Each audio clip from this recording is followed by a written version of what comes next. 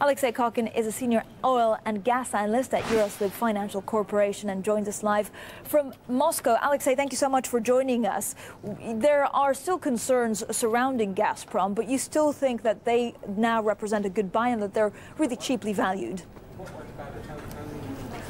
Yes, there are concerns. There probably will be concerns over gas prices as long as we have the potential overhang of shale gas in Europe and the LNG trade growing worldwide. But we do think that Gazprom is just way too cheap. It's an undervalued stock, and it's going to be helped greatly by the permanent gas price increase following the Fukushima disaster and the change in nuclear policy in Europe. And Alexei, in terms of what you think Gazprom is cheap under also even the most pessimistic scenario. What is the most pessimistic scenario? Would, for example, Gazprom suffer considerably if it weren't able to get back into Libya because it didn't support the rebels at a time when NATO started to strike Gaddafi forces?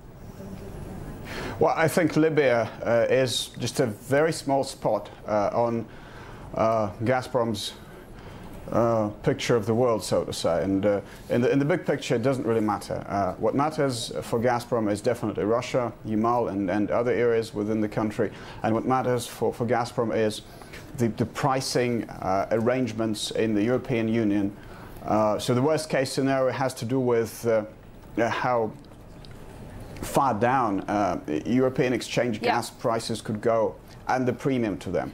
Libya is, let's say, a very small just blow, a blip. Very small. So, Alexei, talk to me a little bit about why you think these shares are so undervalued. It seems that certain other investors, for example, someone at Prosperity Capital Management, says they're concerned about corporate governance. This is still, of course, a company that has the stronghold of the Kremlin. Would this not be, this political uncertainty, would that not have an effect on the way that investors view the company?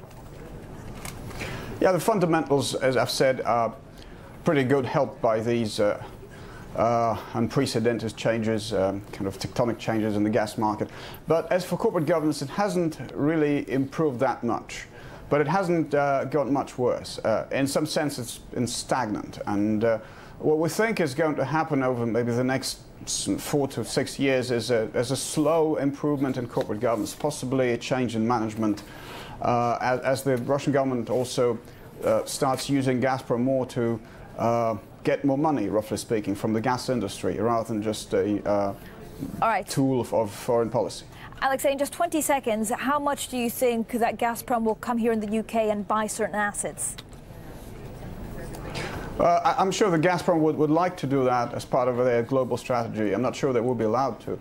There have been failed bids in the past. Yeah, Alexei Kokin, thank you so much for joining us. And you can see those Gazprom shares gaining some 0.4% on the back of earnings that beat estimates.